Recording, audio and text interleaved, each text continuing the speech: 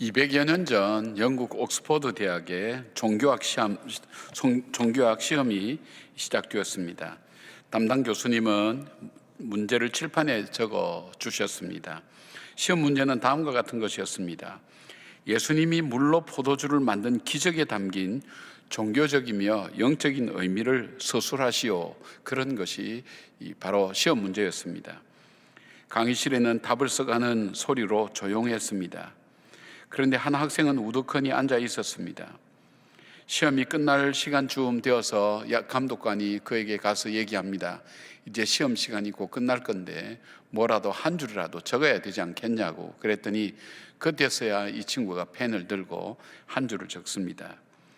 그 한 줄이 이 내용입니다. 물이 자신의 주인을 만나자 얼굴이 붉어졌도다. 이 한 줄로 그는 최고의 점수를 받았습니다. 이 청년이 바로 영국의 낭만파 시인인 바이런입니다. 오늘 본문은 우리 예수님께서 가나 혼인집에서 물 가지고 포도주를 만드신 이적인데, 이것이 예수님께서 공생의 첫 번째 기적의 역사를 말씀하고 있습니다. 요즘 우리가 인생을 살면서 과학이 발달되어서 기적과 이적이라는 것은 없다고 생각되지만, 여전히 우리 인생 속에는 기적과 이적이 우리 인생 속에 필요한 존재들이 얼마나 많은지 모릅니다. 기적을 통해서 삶이 새로워지고 변화되고 달라지고, 그리고 깨끗하게 되는 일들을 갈망하는 사람들로 가득 차 있는 이 세상 속에 내 삶 속에 이 기적은 어떻게 일어날 수 있을까? 오늘 예수님께서 일으키신 이 기적과 이적을 통해서 우리 삶의 기적과 이적은 어떻게 일어나는지를 함께 찾아보기를 원합니다. 첫 번째 기적이라고 할 때 예수님의 기적은 우리의 믿음과 밀접한 관계가 있다는 것을 성경은 말씀하고 있습니다. 학자들은 이 결혼이 요한복음의 저자인 요한 자신의 결혼식이었다고 주장합니다. 그리고 예수님과 요한의 어머니가 자매가 아니어서 예수님과 제자들도 함께 이 결혼식에 초청을 받았다고 생각합니다. 예수님의 어머니 마리아가 예수님에게 잔치집에 포도주가 떨어졌다고 말할 때에 예수님의 대답이 조금 이상합니다. 4절 말씀 보니까 예수께서 이르시되 여자여 나와 무슨 상관이 있나이까? 내 때가 아직 이르지 아니하였나이다. 이 말씀을 유진 피터슨이 이렇게 번역했습니다. 어머니, 그것이 어머니와 내가 관여할 일입니까? 지금은 나의 때가 아닙니다. 재촉하지 마십시오. 이런 의미입니다. 여러분, 예수님께서 여기서 말씀하시는 것이 나와 상관할 일이 아니라고 그렇게 말씀하고 있습니다. 여러분, 그런데 예수님과 우리가 어떻게 상관이 되어집니까? 우리가 한번 생각해 보십시오. 나와 예수님과 어떻게 관계가 맺어집니까? 예수님과 나와 관계가 맺어지는 그 방법이 있다면 그것은 바로 그 예수님을 내가 나의 구세주와 주님으로 믿는 순간 예수님과 나와는 관계가 생기는 겁니다. 그래서 예수님의 일이 나의 일이 되고, 나의 일이 예수님의 일이 되고, 나의 고민이 예수님의 고민이 되면서 주님과 나의 관계가 형성되고, 우리는 예수님의 자녀가 되면서 예수님께서 우리의 삶 속에 개입하시고 역사하고 계신 것을 보게 됩니다. 물론 이 잔치의 이 기적은 예수님을 초청했기 때문에 가능한 일이기도 하지만은, 그러나 더 중요한 것은 예수님과의 관계가 형성되는 것, 바로 이 믿음을 통해서 하나님은 역사하는 것을 보게 됩니다. 여기에 누구의 믿음이 있느냐? 바로 어머니의 믿음을 볼 수가 있습니다. 이 어머니가 그 사인들에게 얘기를 합니다. 예수님이 하시는 말씀은 무엇이든지 순종하라고 얘기합니다.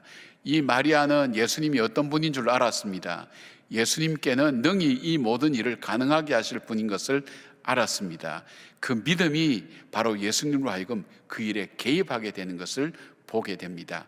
사랑하는 여러분, 우리가 인생을 살아가면서 우리의 삶 속에 하나님의 능력을 더딛기를 원한다면 우리에게 제일 먼저 찾고 확인하고 우리가 분명히 고백해야 될 것이라면 그 예수님이 바로 나의 구세주와 주님이 되신다는 그 고백이 있고, 그 예수님으로 인하여 내 죄가 사함받고 내가 하나님의 자녀가 되고 자녀가 되는 권세를 얻었다고 할 때에 그때부터 예수님께서 우리의 삶 속에 개입하시고 역사하기 시작합니다.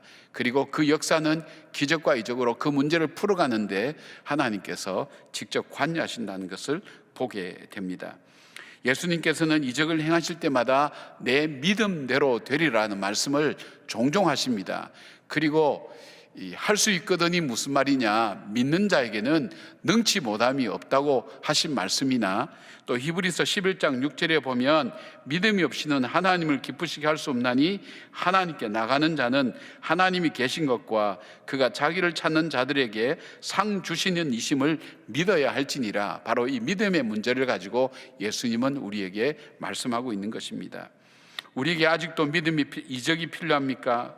우리의 믿음을 제일 먼저 점검하십시오. 우리 인생의 잔치집에 포도주가 떨어져서 우리 인생이 그 잔치집처럼 이렇게 풍성하고 기쁘고 즐거워야 될 그때에 우리 속에 어려움과 환난과 때로는 어려움과 시련이 다가오고 문제가 생기고 오히려 그 잔치가 오히려 그것 때문에 더 큰 어려움으로 이어지는 그 위기 가운데 있을 때에 우리가 해야 될 일이 있다면 그 예수님을 내 삶 속에 개입을 시키는 겁니다. 내 삶 속에 개입시키는 방법은 뭡니까? 믿음입니다.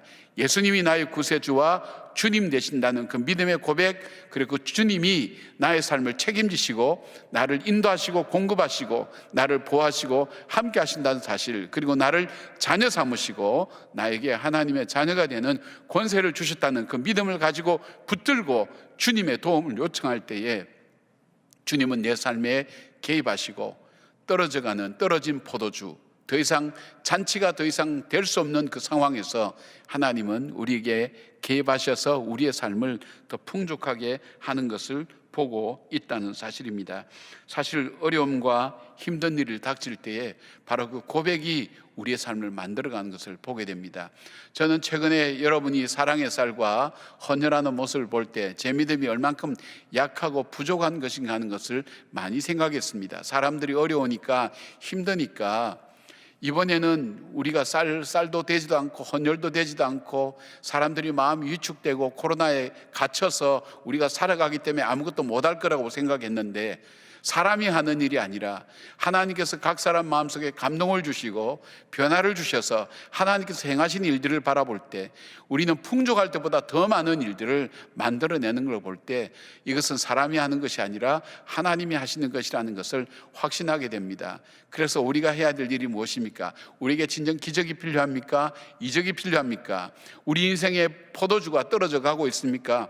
바로 주님과의 관계를 회복하기를 바랍니다. 그 주님을 나의 구세주와 주님으로 영접하고 그 주님이 나의 구세주와 주님이 되시는 그 주님이 내 인생 속에 찾아오셔서 내 삶을 구원해 주실 뿐 아니라 내 삶을 인도해 주신다는 그 사실들을 다시 믿고 고백할 때 나의 문제는 더 이상 나의 문제만이 아니라 주님의 문제가 되고 주님이 개입하시고 주님이 역사하시는 문제가 된다는 것을 여러분이 기억하시면서 이 마리아의 이 믿음처럼 이 믿음의 문제, 그래서 주님과 나와 상관이 있게 만들어가는 사람, 그것이 바로 기적을 만들어가는 사람의 삶의 모습인 것을 봅니다.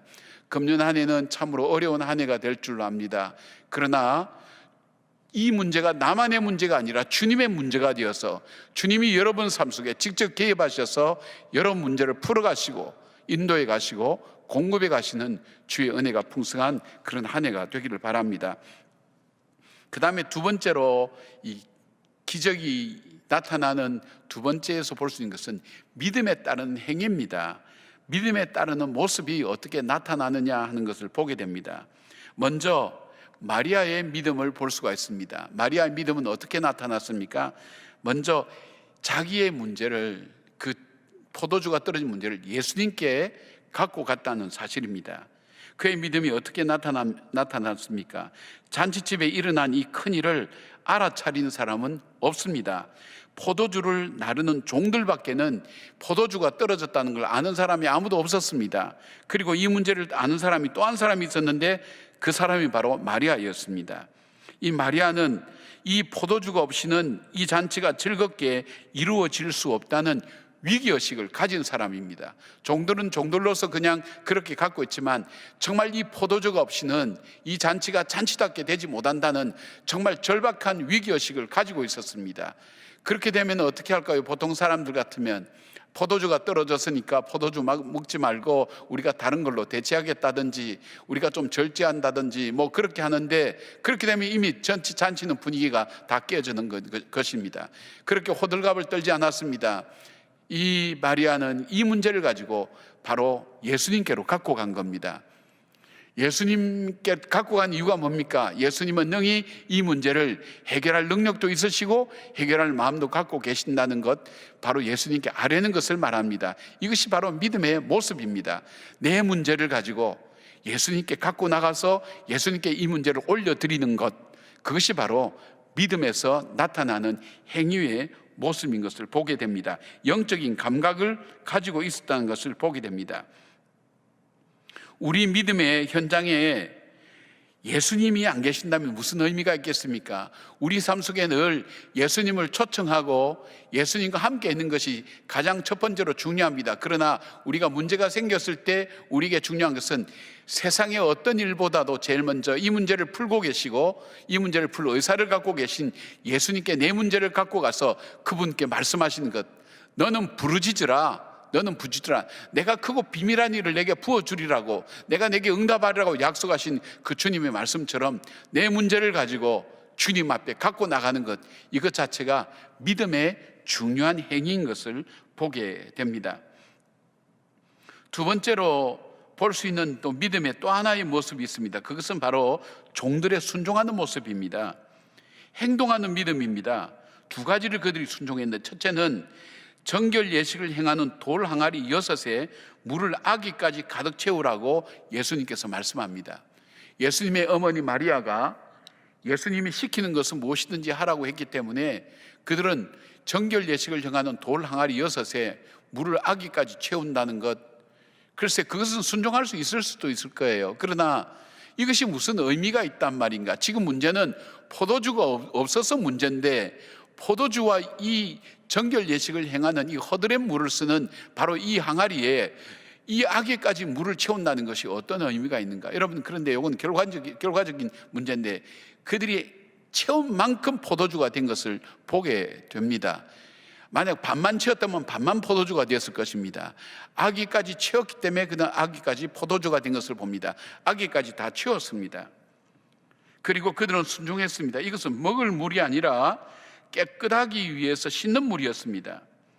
종들은 이 항아리에 든 물이 무엇에서 있는지 잘 알았습니다. 포도주와 이 물은 아무 상관도 없고 특히 먹을 물도 아니고, 그리고 아무것도 묻지 않고 순종했습니다. 중요한 것은 하나님께서, 주님께서 말씀하실 때 이 종들은 아무런 반론도 제기하지 않았습니다. 하인이니까 그들은 당연히 순종하겠다 생각하지만 그들도 사람입니다. 느낌이 있습니다. 우리가 이렇게 한다고 해서 이 일이 될 것인가 하는 그 생각을 합니다. 이것보다 더 순종하기 어려운 게 있습니다. 그건 뭐냐면 이 물을 연회장에 갖다 주라는 것입니다. 여러분, 이 하인들이지만 연회장에 갖다 주면 무슨 일이 일어납니까? 이 허들의 물 항아리에서 이 물을 떠가지고 왔다고, 이것이 포도주라고 얘기할 때 그들에게 일어날 일이라고 하는 것은 뻔히 아는 사실입니다. 아주 재미있는 이런 얘기가 있습니다. 옛날에는 시골에서 이렇게 올라와서 남의 집 이렇게 얹혀 살면서 그 집 일을 도와주는 그런 가정부들이 적지 않았죠. 가정에 이렇게 일을 하는 분들이 적지 않았죠. 아주 시골에서 올라온 분이 있었습니다. 오늘 올라온 지 얼마 안 되는데 이 준집 아저씨는 술을 먹고 밤늦게 와서 시원한 물을 떠오라고 얘기합니다. 그러니까 시원한 물을 떠다 드렸어요. 나중에 알고 보니까 어디서 시원한 물을 떠다 줬냐면 이 보통 그 화장실에 있는 그 물을 떠다 준 거예요. 왜요? 이 보니까 꼭 이게 지금 옹달새처럼 생겼거든요. 그러니까 그 물을 떠다 준 거예요. 나중에 알게 된 거예요. 지금 이 상황하고 비슷한 겁니다. 이 허드렛 물, 이 항아리 여기에서 물을 떠다서 연회장에 그 손님들에게 준다고 얘기할 때 여러분, 이게 말이 되는 일입니까? 그러나 그들은 아무 말하지 않았습니다. 하나님께서 우리에게 보시기를 원하는 것이 있습니다. 이 문제를 가지고 너가 어떻게 하는지 한번 두고 보자. 그리고 내가 시키는 말에 너가 정말 순종하느냐. 하나님의 말씀, 이 성경에서는 하나님의 역사가 이루어질 때 반드시 두 가지 조건이 나타나고 있는데, 기도와 간구와 그리고 하나님의 말씀 앞에 순종하는 것이 언제나 나타나는 것을 보고 있다는 것입니다. 아무 상관이 없는 기도의 항아리, 찬송의 항아리, 봉사의 항아리, 직분의 항아리, 감사의 항아리, 예물의 항아리, 물질의 항아리, 섬김의 항아리를 채우라고 합니다. 아무 우리의 일과 문제가 없어요. 포도주와 상관이 없어요. 그런데 하나님은 허들에 물이라 할지라도 바로 이 아기까지 6개의 돌 항아리에 물을 채우라고 얘기합니다. 이해하지가 못하죠. 이해가 안 되죠. 그렇지만 하나님은 채우라고 얘기합니다. 순종합니다. 그것을 떠다 주라고 얘기합니다. 여러분, 주님께서 물이 없어서, 포도주가 없어서 그렇게 했습니까? 우리의 믿음을 보시는 겁니다. 우리가 순종하는 그 믿음이 얼만큼 큰지를 보시는 것입니다. 우리의 중심을 보는 것입니다. 사랑하는 여러분, 그랬더니 물이 변하여 포도주가 된 것입니다. 그냥 포도주가 아닙니다. 사람들이 놀랄 만한 놀라운 포도주가 변하게 된 것을 보는 것입니다. 여러분, 이 잔치집에서 가장 감격과 기쁨을 누린 사람이 누구라고 생각하십니까? 신랑 신부입니까? 술을 마신 사람입니까? 아닙니다. 물이 변하여 포도주 된 이 놀라운 하나님의 행하신 이 일들을 본 바로 이 종들이야말로 이 잔치집에서 가장 큰 감격과 기쁨과 놀람을 경험한 사람이 되었다는 것을 보게 됩니다. 어떤 사람에게 역사가 일어납니까? 마리아와 이 종들, 하나님께서 행하신 이 일들을 볼 수 있는 사람이 어떤 사람이었습니까? 믿음의 눈을 가지고, 믿음의 삶을 가지고 순종하는 그 사람에게 하나님의 이적과 기적은 보여지고 볼 수 있다는 것을 봅니다. 사랑하는 여러분, 기적이 필요한 세상에 우리 인생은 살고 있습니다.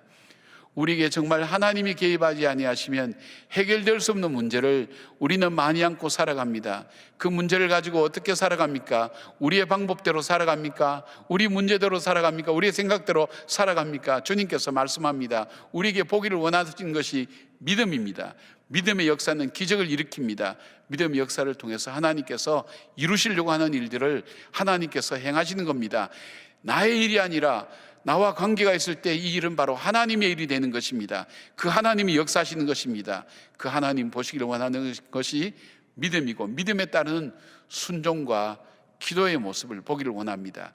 여러분, 어렵고 힘들고 또 안타까운 일들이 있을 때에도 여러분의 믿음이 삶으로 나타나기를 원합니다. 여러분의 믿음이 삶으로 나타나는 신앙 고백이 나타나는 것이 무엇입니까? 내 문제를 가지고 주님 앞에 나가는 겁니다.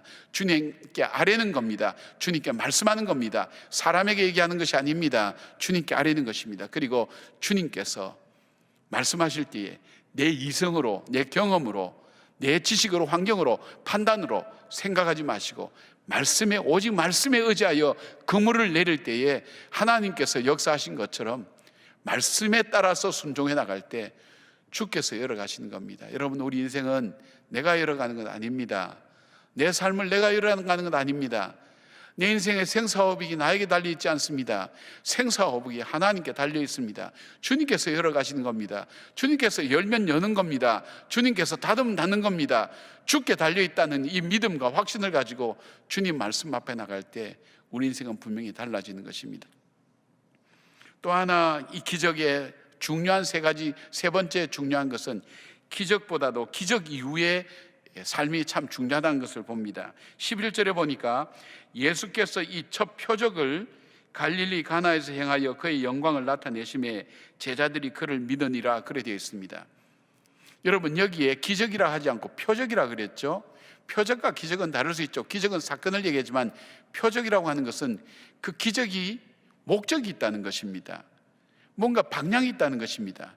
쉽게 말씀드리면 예수님께서 이 잔치집에 포도주가 떨어져서 잔치집이 엉망이 될 것 같으니까 잔치집에 체면을 세워주기 위해서 포도주를 만들어 줬다는 것, 만들어 드렸다는 것, 이것 자체가 기적일까요?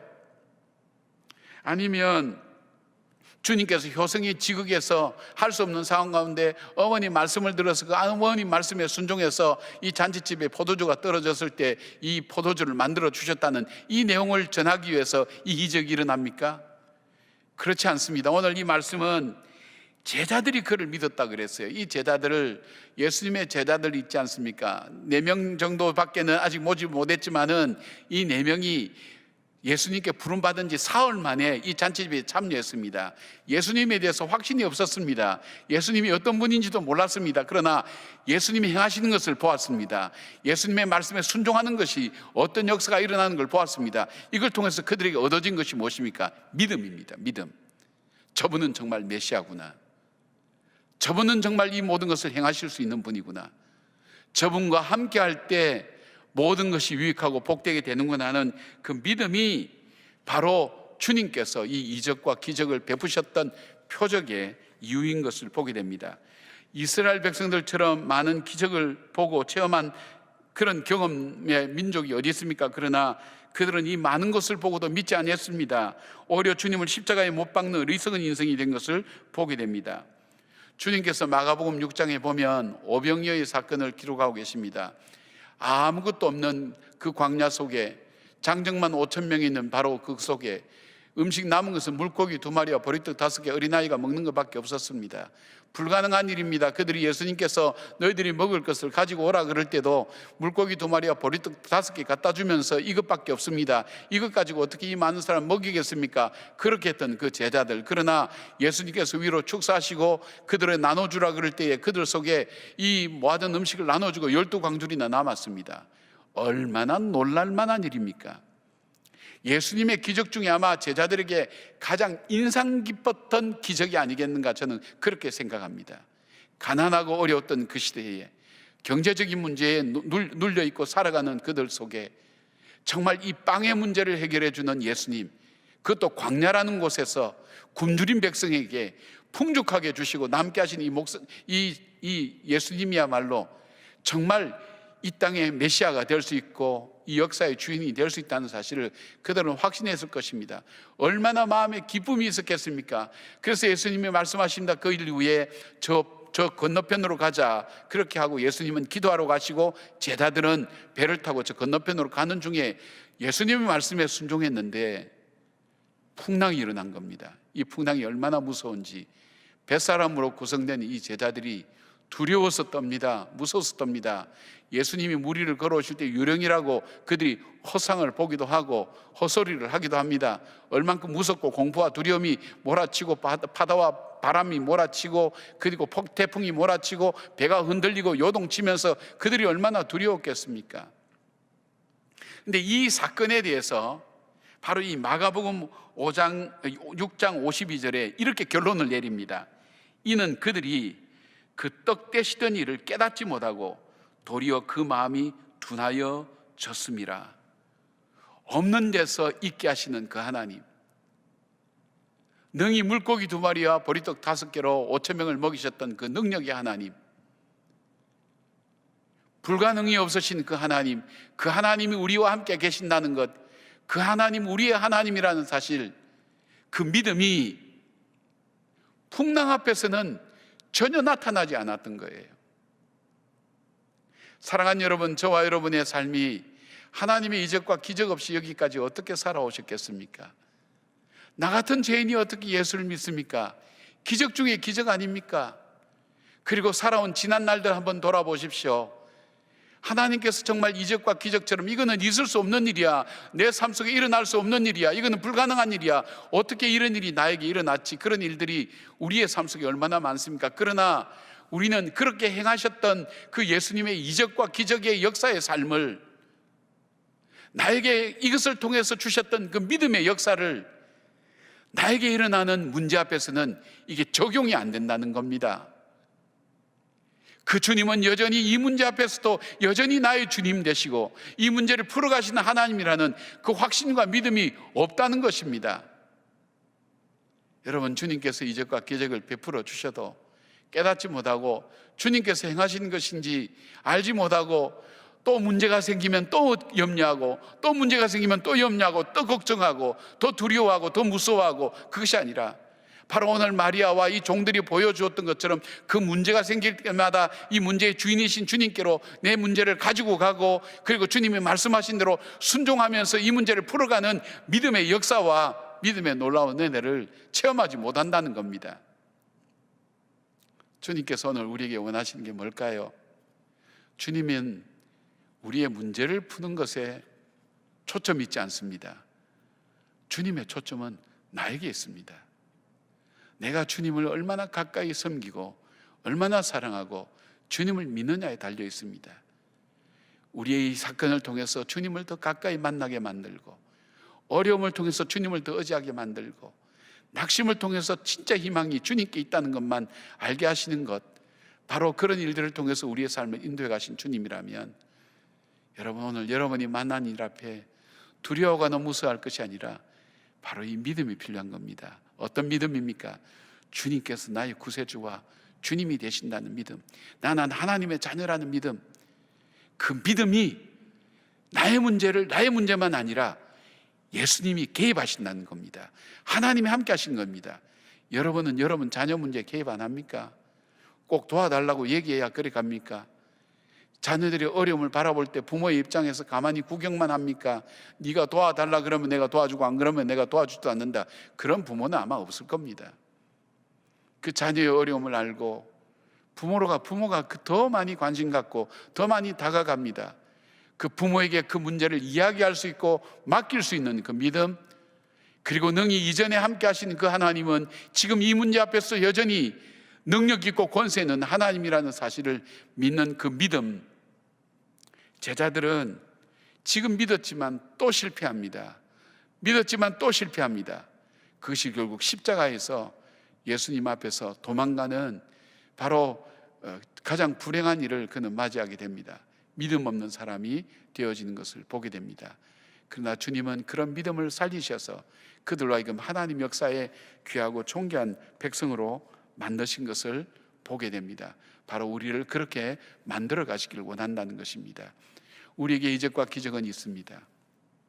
하나님이 만들어 가시는 것, 그 일을 위해서 나의 일을 나의 일로만 만들지 마시고 나의 일을 주님 일로 만드십시오.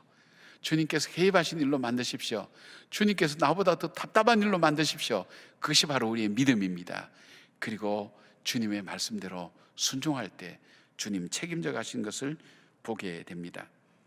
어떤 분이 한 마을을 지날 때에 마루에 앉아있는 할아버지가 계속 무엇인가 노래를 부르는 겁니다. 노래 내용을 들어보니까 별 가사도 없고 별 내용도 없고 아무 의미도 없는 것 같은데 이 할아버지가 계속 노래를 부르는 겁니다. 그래서 찾아갔습니다. 할아버지 노래를 들어보니까 이거는 뭐 옛날 노래도 아니고 무슨 곡조가 있는 것도 아니고 유명한 곡도 아닌데 무슨 노래를 그렇게 부르시냐고.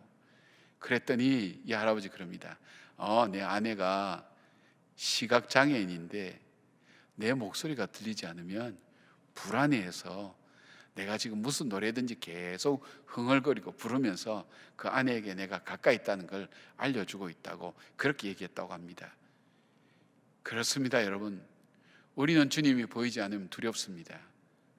주님의 음성이 들리지 않으면 우리는 무섭습니다. 그러게 주님은 오늘도 말씀하고 계십니다. 나에게 말씀하고 계십니다. 우리가 듣지 못해서 그렇지, 보지 못해서 그렇지, 주님은 오늘 나에게 내 앞에 계시고 나의 간구하는 소리를 들으시고 나와 함께 동행하신 분이라는 것을 믿음의 눈을 떠서 보시길 바랍니다. 주님께서 오늘도 말씀하십니다. 요한계시록 3장 20절에는 이렇게 말씀합니다. 볼지어다 내가 문 밖에 서서 두드리노니 누구든지 내 음성을 듣고 문을 열면 내가 그에게로 들어가 그로 더불어 먹고 그는 나로 더불어 먹으리라. 주님께서 두드리는 그 문을, 마음의 문을 여시고 믿음의 문을 여시고, 바로 이 2021년 이 새한해는 주님과 함께 동행하며 주님과 함께 기적의 역사와 삶을 만들어가는 믿음의 사람 되시기를 주의 이름으로 축원합니다. 아멘. 기도하겠습니다. 자비하신 하나님, 고맙고 감사합니다. 잔치집에 포도주가 없으면 어떤 즐거움이 있을 수 있겠습니까? 그것을 알아차린 마리아처럼 우리에게 영적인 민감함이 있게 하셔서 우리 속에 있어야 될 것이 없을 때 얼마나 위기가 어려움인가 하는 것을 아는 영적인 감각과 은혜를 먼저 베풀어 주시길 원합니다. 그 문제를 해결할 수 없는 곳에, 해결할 수 없는 환경 속에 맡기는 것이 아니라 해결할 주님께로 가지고 오는 그 믿음을 저희들에게 주시고, 이 종들처럼 순종하여서 주께 믿음으로 나가는 저희들 될 수 있도록 도와주시기를 원합니다. 가장 큰 어려움의 한중간에 있습니다. 주님, 이 문제가 나의 문제만 아니라 주님의 문제로 만들어가는 지혜로운 주의 자녀들 되게 하시고, 영적인 주의 자녀들 되게 하시고, 주님을 다시 믿는 그 믿음의 확신을 통해서 나의 문제가 아니라 주님의 문제로 만들어가게 하시고, 주님이 개입하시고 역사하시고 풀어가시는 문제가 될 수 있도록 하나님 우리에게 믿음을 다하여 주시옵소서. 믿음에 따르는 순종과 행위를 허락해 주시고, 주님께서 역사하시는 주의 음성을 들을 수 있게 하시고, 주님께서 우리 앞서가시는 주님을 볼 수 있는 저희들 될 수 있도록 도와주시옵소서. 주께서 우리를 담대하게 세워가실 걸 믿으며 우리 주 예수 그리스도의 이름으로 기도드리옵나이다. 아멘.